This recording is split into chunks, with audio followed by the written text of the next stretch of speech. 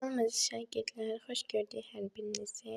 Bugün 7-ci sinif kimya dərsindən səhifə 54-də olan tapşırıqların izahını edəcəm. Gəlin elə isə izahımıza keçək. Əvvəlcə öyrəndiklərinizi tətbiq edindən başlayaq və mən tapşırıqlara keçməzdən öncə sizə önəmli bir detay deyim ki, siz burada baxın, bu cədvəlləri, yəni bu cədvəllərin hər birini mütləqdir ki, öyrənməlisiniz, əzbər öyrənməlisiniz. Siz ki, bunları əzbər öyrəndiniz, yəni demək olar ki, yəni bunları bilməyənlərdən 5 qat öndə olasınız. Bax, sizə bunu əminliklə deyə bilərəm. Çünki həqiqətən də ən önəmli şeylərdən biri də birləşmələri öyrənməkdir. Siz bugün birləşmələri bilməsəz, yəni düşünün ki, bir qida zənciri bilirsiniz də, şikar və s. olurdu o zəncirdə. Oflanandır, nə bilim, şikardır. Bu zəncirdə eynilə dərs kimidir. Məsələn, nə bilim, metal dərsin, sonra birləşmə dərsin, nə bilim, ümumiyyətlə belə dərslər davam edir burada. Əgər siz birləşmə dərsini bilməsəz, bax, burada birləşən zəncir artıq qırılacaq. Siz digər dərslərdə bilməyəcəksiniz. Bu dərs bundan asılıdır. Bu dərs də bundan asılıdır. Belə davam edir. Yəni siz metalı öyrənmisiniz ki, birləşməni başa düşürsünüz. Birləşməni başa düşməsəz, əzbər bilməsəz, yəni siz digər dərsi öyrənə bilməyəsiniz. Bunu nəzərə alın və dediklərimə əməl edin. Əgər dediklərimə əməl etsəniz, yəni 5 qat öndə olasınız. Keçək gəlin tapşırıqlara. Öyrəndiklərinizi tətbiq edin. 1-ə baxırıq. Sağda xörək duzunun quruluşu təsvir olunmuşdur. Baxırıq xörək duzuna. Və bizə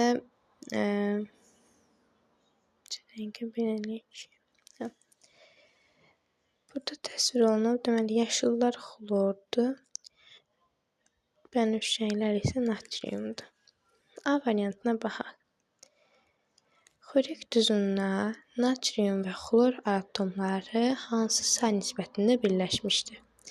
Yəni, natrium bölünsün xlor kimi yazmalıyıq biz bunu. Yaşıllar xlordursa, bax, bu ön hissəni sadəcə olaraq sayıram, bax, bu hissəni. Bizə görünən tərəfi. Yəni, ümumi olaraq belə də üstünə xətt çəkmək istəmirəm ki, sayarkən səhvə yol verə bilərik. Baxın, tam bax bu hissələri. Bax, burada görünənləri sayacaq. Deməli, 1, 2, 3, 4, 5, 6, 7, 8. 8 dənə xlor var. 1, 2, 3, 4, 5, 6, 7, 8. 8 dənə də nə var? Natrium. Səgən yazaq. Baxın, 8 bölünsün 8 nisbətindədir. Bunları 8-yə ixtisar apara bildiyim üçün 1/1 nisbətində yaza bilirəm. Yazacaqsınız ki, 1 bölünsün 1 nisbətində.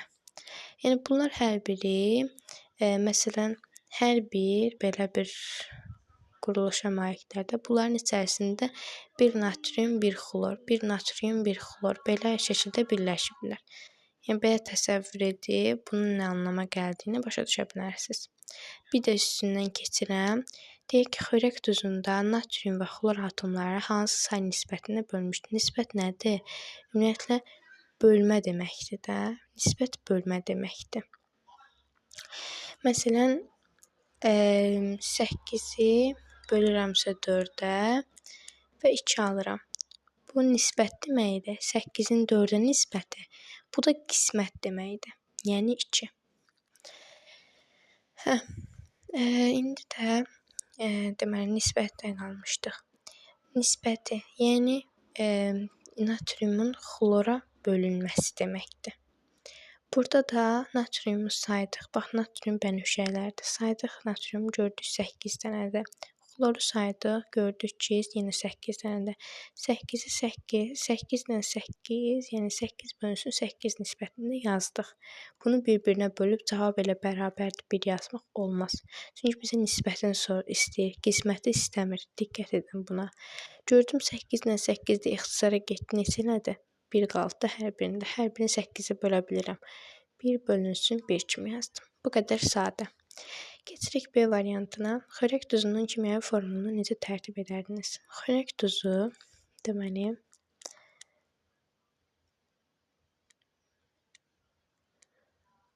biraz yerimiz çox qısadır. Yəni yazmağa yer heç cürə yoxdur da burada.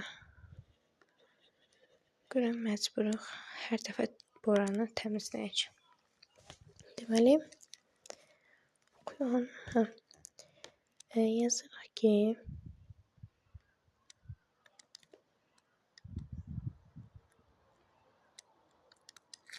xörək duzu, natrium, bir də xlordan əmələ gəlir.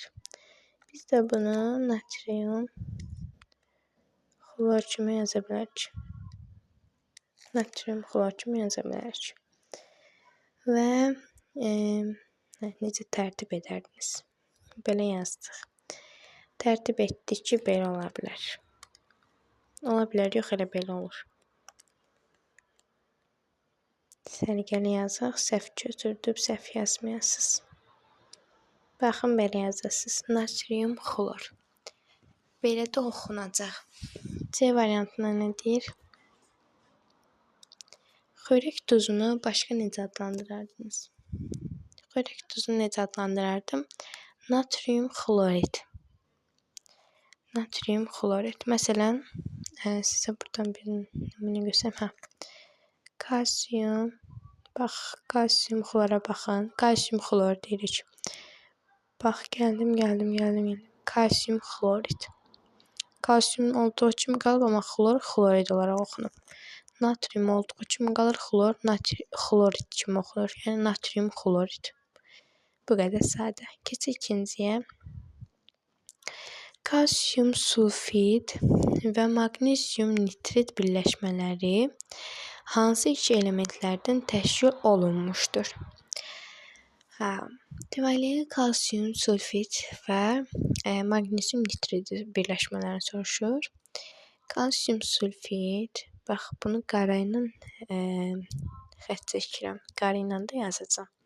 Kalsium sulfid, bax belə yazılır. Kalsium S, yəni kükürt deməkdir də. Və bu kalsiumdan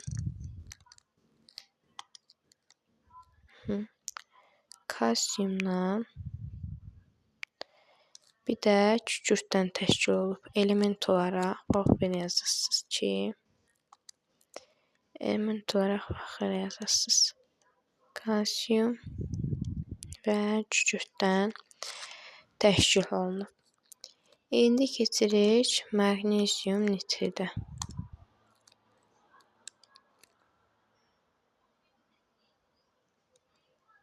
Maqnezium nitrit. Maqnezium nitrit isə baxın belə yazılır. Bir dəqiqə. Maqnezium 3 N2 şəklində yazılır. Bu isə hansı iki elementdən təşkil olub? Gəlin baxaq. Maqnezium və azotdan. Bu qədər.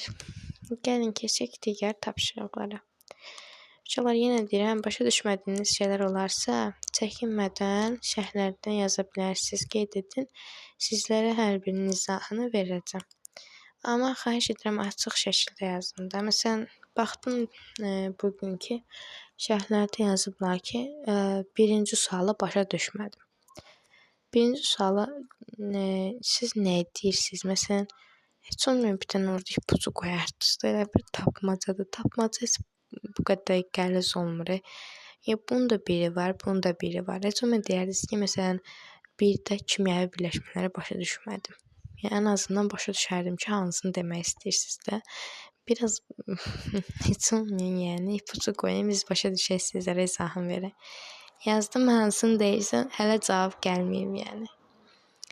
Əgər söz soruşursunuzsa, cavabını da deməli gözləməlisiniz. Əgər cavabını gözləmirsinizsə, deməli məsuliyyətsizsiniz. Nəysə, gəlin keçək öyrəndiklərinizi yoxlayın. Birə baxaq, kimyəvi birləşmələri müəyyən edin. Kimyəvi birləşmələr. Baxın, kimyəvi birləşmələri göstərir, kimyəvi formulları göstərir. Baxın, elə natrium xlorun üstündə göstərək. Ən yaygın olan natrium xlordur. Natri xlor da deyirlər ona, natri xlor da deyirlər, natrium xlorid də deyilir, amma natrium xlorid əsl kimya dilindədir. Natri xlor isə tamam duru bir maye halında olduğu vəziyyətə deyirlər. İndi onun maye vəziyyətdədir, bərk haldadır.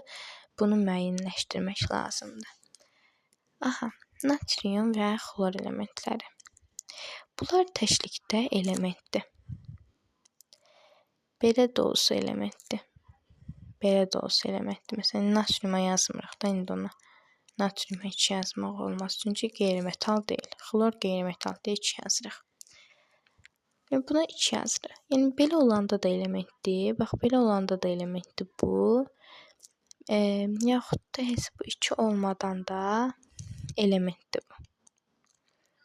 Yəni, bunların heç bir fərqi yoxdur. Amma bunlar gəldilər, yavaş-yavaş birləşdilər. Oldular nə? Natrium, xlor. Adından göründüyü kimi birləşdilər. Bax, birləşdilər. Belə yadda saxlayın da siz. Birləşdilər deyirsiniz. Yəni, natriumla xlor birləşdi, oldu nə? Kimyəvi birləşmə. Bu qədər sadə.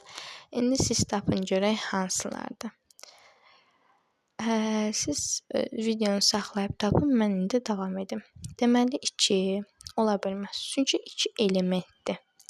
Sadəcə olaraq kobalt elementi göstərilib bizə burada. Elə bilərsiniz ki, karbon, oksigen birləşib. Xeyr, oksigen bax 2 olur, karbon amma burada kobalt göstərir. Yəni o kiçikdir. 4-ə baxıram. 4-də də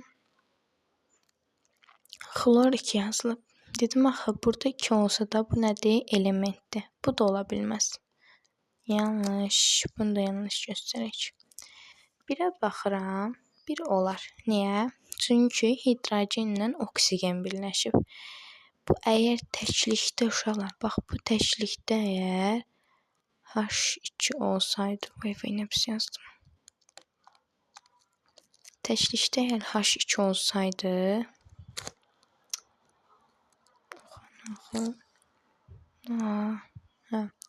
təklikdə əgər bu belə H2 olsaydı elementdir. Amma o yenə birləşib də onunla. Ona görə oldu nə? Kimyəvi birləşmə. Bax, kimyəvi birləşmə. Ona görə bunu götürə bilərik. Natriumla da xlor birləşdi. Kimyəvi birləşmə əmələ gətirdi. Cavab olacaq 1, 3. 2-də deyir ki, 2-yə baxırıq.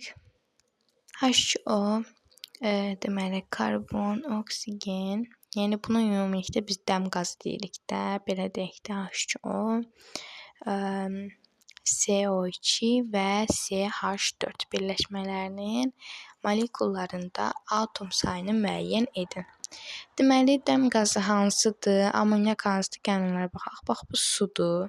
Bu elə 5 yaşındakı uşaq da bilir. Çox yaygın bir şeydir. Bu deməli dəm qazıdır. CH4 də amonyakdır. İndi gəlin H2O-ya baxaq. 2O. Biz bilirik ki, kimyada əgər ayağında heç nə yoxdursa, bu zaman o 1 kimi götürülür. Ona görə də 2 ilə bu 1-i toplayacağım. 2 üstə gəlsin 1 bərabərdir 3-ə. CO2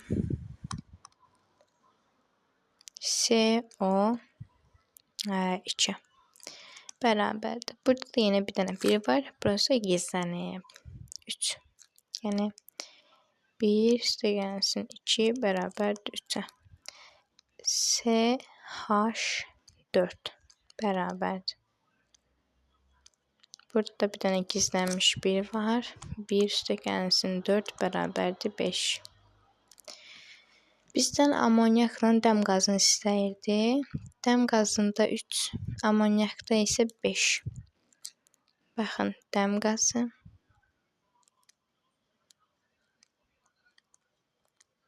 Ay, taşdım.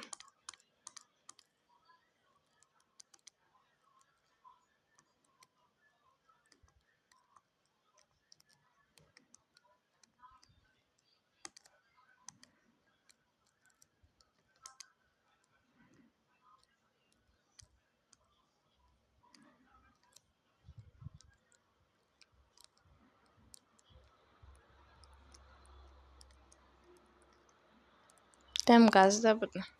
İndi keçirik, bitdi. İndi keçirik 3-cü tanışmaya.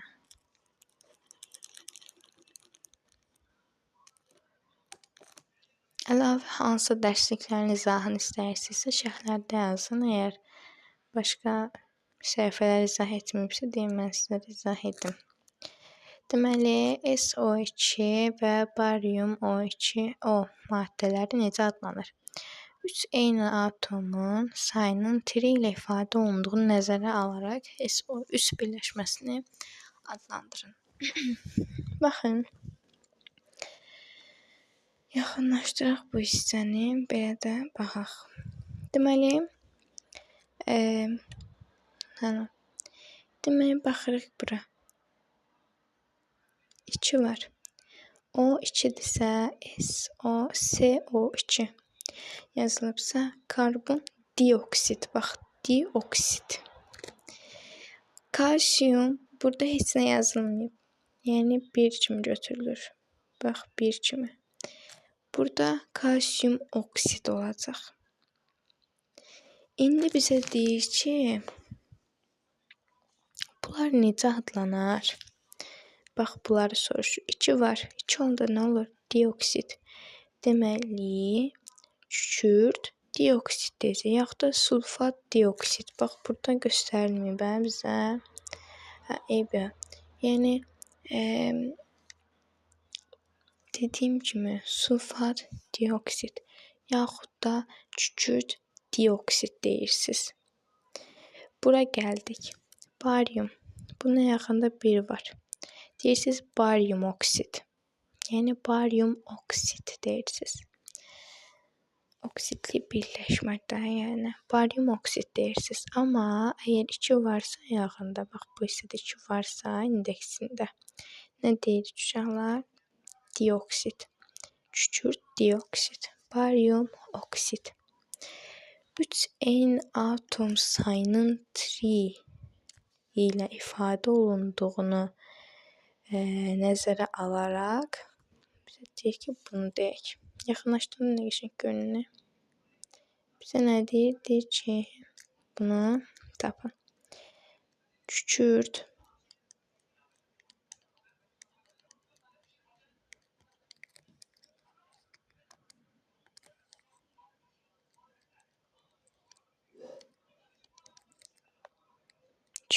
bax, ikinci bu hissəni oxuram. Bax, 1,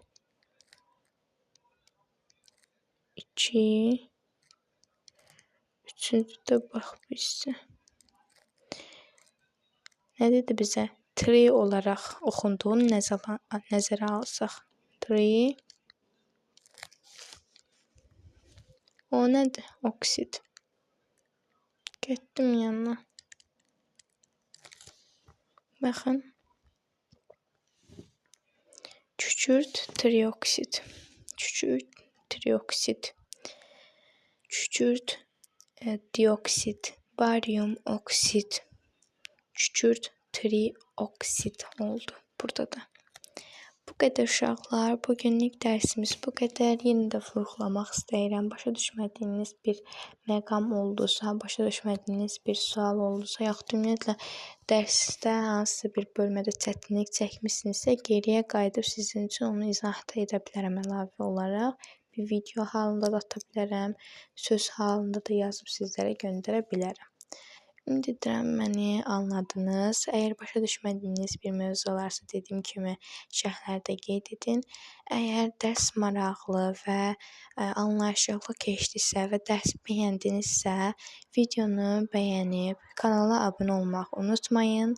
Sağ olun, salamat qalın. Və bunu da bildirim ki, arada shorts videolarına da baxın. Orada gözəl sualların, çətin sualların izahları verilib riyaziyyatdan.